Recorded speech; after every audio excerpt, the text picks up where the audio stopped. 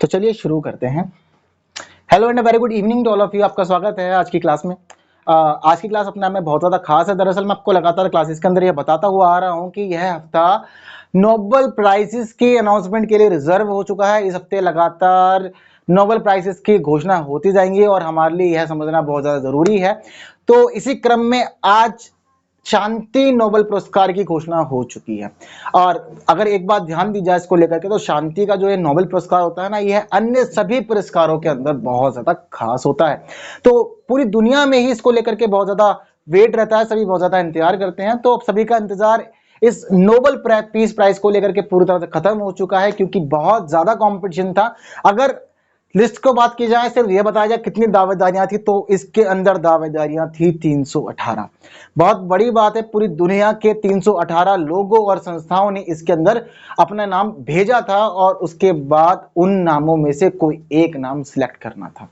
तो वास्तव में बहुत बड़ा टास्क था यह, खुद जो नोबेल प्राइज का डिपार्टमेंट है उसकी तरफ से, लेकिन फिर भी यह काम किया गया और अंततः यह काम अब पूरा हो चुका है और वह नाम भी अब सबके सामने आ चुका है।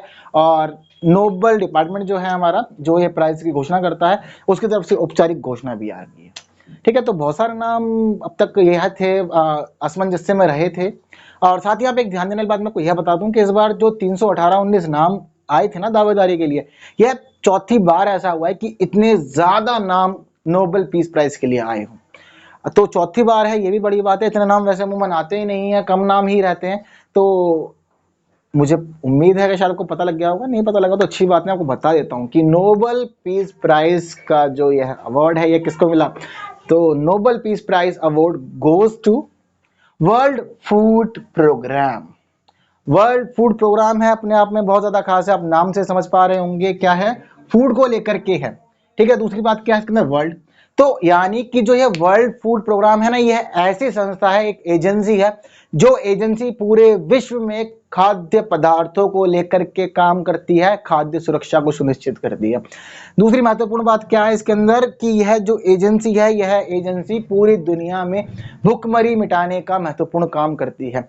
अगर हम पश्चिमी देशों को एक बार छोड़ भी दें, दरअसल क्या है कि पश्चिमी देशों के अंदर भुखमरी जैसी स्थिति बहुत ज्यादा कम है, लेकिन जो यूरोप एशिया के जो यह देश हैं, अफ्रीका के देश हैं, यहाँ पर भुखमरी और खाद्य सुरक्षा की जो समस्या है ना, यह बहुत बड़े पैमाने में देखने को मिलती है। अगर हम भारत को ही देख लें इस स्थिति के अंदर, तो भारत में भी यह समस्या बहुत ज्यादा बड़ी है।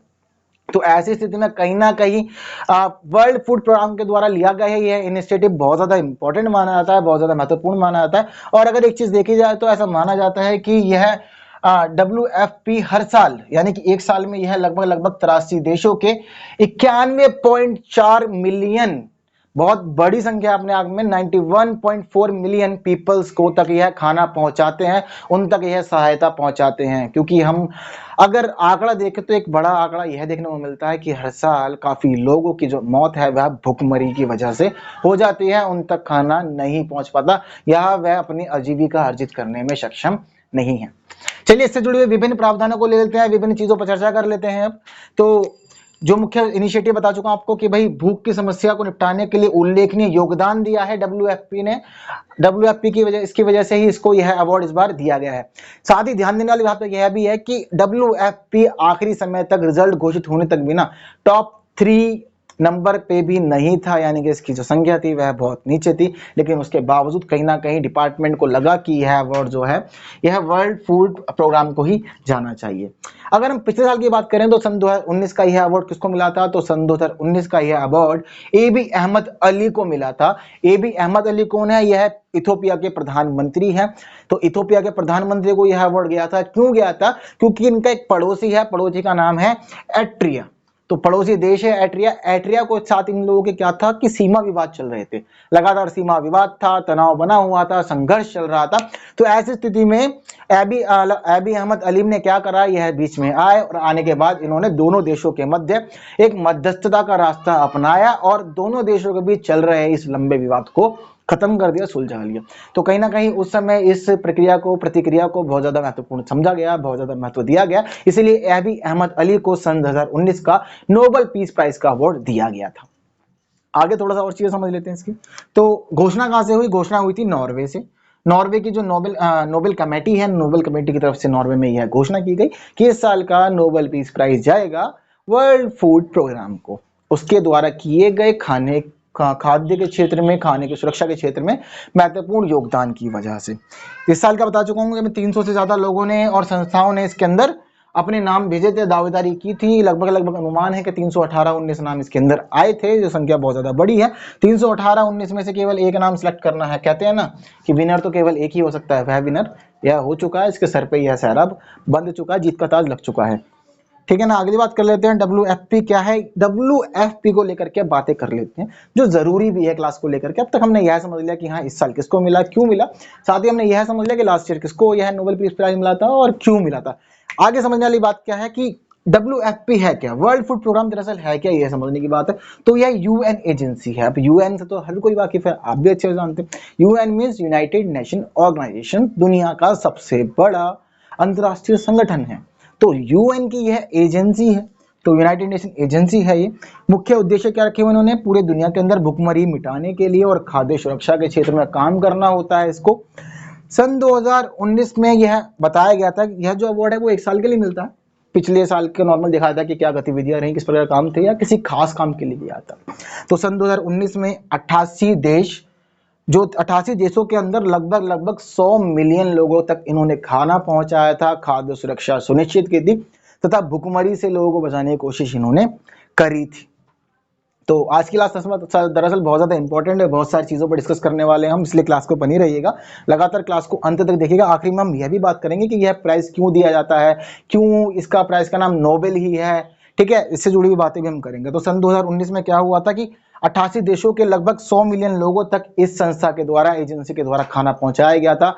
खाद्य सुरक्षा सुनिश्चित करने की पूरी तरह से कोशिश की गई थी, जो बहुत ही ज्यादा महत्वपूर्ण है। बहुत बड़ा आंकड़ा है 100 मिलियन अपने आप में, 88 देशों के लोगों तक खाना पहुंचाना, वो भी 100 मिलियन, बहुत ज्यादा है अपने आप में। और साथ ही साथ क्या होता है, तो उसकी नॉर्मल गतिविधियां, ये गतिविधियां करती हैं, लेकिन इसके अलावा अगर कभी भी पूरी दुनिया में कहीं गृह युद्ध या प्राकृतिक आपदा की स्थिति आ जाती है, तो ऐसी स्थिति में यह संस्था बहुत ज्यादा सक्रिय रूप से काम करती है और अपनी महत्वपूर्ण भूमिका वहां भी अदा करती है। तो यह भी बहुत ज्यादा अच्छी बात है इसको लेकर के। और साथ ही साथ अगर WFP को बात करें तो WFP world largest humanitarian organisation भी माना जाता है। तो मानवता को लेकर के पूरी दुनिया का सबसे ज्यादा बड़ा संगठन है ये अपने आप में, वर्ल्ड लार्जेस्ट ह्यूमैनिटेरियन ऑर्गेनाइजेशन। तो काफी अच्छी सारी बातें हैं इसके अंदर, और जिस प्रकार का इसका योगदान है पूरे विश्व अर्थव्यवस्था के अंदर, विश्व व्यवस्था में जिस तरह से काम किया है, योगदान दिया है, वह बहुत ज्यादा महत्वपूर्ण है, अच्छा है बहुत ज्यादा। आगे की बात थोड़ी सी कर लेते हैं। 91.4 मिलियन बता चुका हूं आपको कि इसका जो एक साल का नॉर्मल जो रेशो आता है वह यह आता है कि लगभग हर साल 83 देशों के 91.4 मिलियन लोगों तक तो ये खाना पहुंचाते ही हैं, भुखमरी से उनको बचाने की कोशिश करते हैं। इसका पर ईयर का यह डाटा एवरेज है। सन 1961 के अंदर 19 दिसंबर को, तो डेट याद रखिएगा, 19 दिसंबर 1961 को WFP की स्थापना की गई थी। UN की एक एजेंसी के रूप में इसकी स्थापना की गई थी। इसका मुख्यालय कहाँ है, इसका मुख्यालय है इटली के रोम में। ठीक है, यह सभी जो बातें थी, यह सभी बातें इससे जुड़ी महत्वपूर्ण बातें थी। चलिए वापस आ जाते हैं अपने नोबेल प्राइज की ओर। अब तक हमने बहुत सारी चीजें जान लिया कि हाँ इस साल किसको अवार्ड मिला, लास्ट ईयर किसको अवार्ड मिला था। हमने WFP के जुड़ी हुई जो महत्वपूर्ण बातें थी उनको भी हमने समझ लिया है। अगली बात, अब हम बात यह करते हैं कि दरअसल और रेस में कौन कौन था। अगर रेस में बात की जाए कि फर्स्ट नंबर पे कौन था, सबसे ऊपर नाम किसका था, तो सबसे ऊपर जो नाम चल रहा था वह चल रहा था WHO का, वर्ल्ड हेल्थ ऑर्गेनाइजेशन। कौन नहीं जानता, अगर आप कॉम्पिटिटिव क्लासेस, कॉम्पिटिटिव एग्जामिनेशन की लाइन में है तो ऐसी स्थिति में आपको यह नाम तो सुनाई तो दे ही गया होगा। वर्ल्ड हेल्थ ऑर्गेनाइजेशन पूरे साल हेल्थ के क्षेत्र को लेकर के बहुत ज्यादा अच्छा काम करता है, बहुत ज्यादा महत्वपूर्ण काम करता है। तो हेल्थ के क्षेत्र में जिसके द्वारा किए गए महत्वपूर्ण कार्यों की वजह से पूरी उम्मीद अब तक यह थी कि यह नोबेल पीस प्राइज जो है यह वर्ल्ड हेल्थ ऑर्गेनाइजेशन को मिल जाएगा, लेकिन हम जानते हैं किसको मिला है। लेकिन फिर भी क्यों नाम चल रहा था ऊपर, यह समझ लेते हैं। सब जानते हैं कि इस साल कोविड महामारी चल रही है, तो कोविड महामारी के क्षेत्र में, कोरोना वायरस के क्षेत्र, इस पूरे के पूरे महामारी के दरमियान WHO का महत्वपूर्ण योगदान रहा है। इन्होंने महत्वपूर्ण काम किए हैं, बहुत ज्यादा पूरी कोशिश की जा रही है अभी भी कि वैक्सीन आ जाए। तो उस प्रकार के इसके द्वारा जो काम किए गए हैं, यह काम बहुत ज्यादा अत्यधिक सराहनीय है और बहुत ज्यादा जरूरी है। प्लस साथ में ध्यान देने वाली बात यह है कि पूरे वर्ल्ड लेवल पे यह काम किए जा रहे हैं। पूरे वर्ल्ड में अगर देखी जाए तो इसकी बहुत सारी संस्थाएं हैं और हजारों हजार कार्यकर्ता हैं जो उसके लिए काम करते हैं। और हमारे भारत के हम जानते हैं जो हमारे स्वास्थ्य मंत्री हैं डॉक्टर हर्षवर्धन भी इससे संबंधित हैं, ठीक है ना। तो यह भी अपने आप में बहुत ही ज्यादा जरूरी है और बहुत ज्यादा देखने वाली यहाँ पे बात है, ठीक है। तो वर्ल्ड हेल्थ ऑर्गेनाइजेशन की यहाँ बात हो गई है, फर्स्ट नंबर पे यह था। दूसरी बात कर लेते हैं, फर्स्ट नंबर पे वर्ल्ड हेल्थ ऑर्गेनाइजेशन है, सेकंड नंबर की बात करें तो सेकंड पे कौन है? सेकंड नंबर पे ग्रेटा थनबर्ग का नाम है। तो ग्रेटा थनबर्ग कौन है? ग्रेटा थनबर्ग स्वीडिश के एक नाम नागरिक थे किसी समय। तो किसी समय तो यह आम नागरिक थे, लेकिन वर्तमान में देखा जाए तो यह आम नागरिक नहीं है। यह आम नागरिक क्यों नहीं है? क्योंकि इन्होंने जलवायु के क्षेत्र में, पर्यावरण के क्षेत्र में बहुत ही ज्यादा महत्वपूर्ण काम किया है, बहुत ज्यादा सराहनीय काम किया है। जलवायु को लेकर के, पर्यावरण को लेकर के यह लगातार भूमिका कर रहे हैं, अदा कर रहे हैं, सराहनीय काम कर रहे हैं।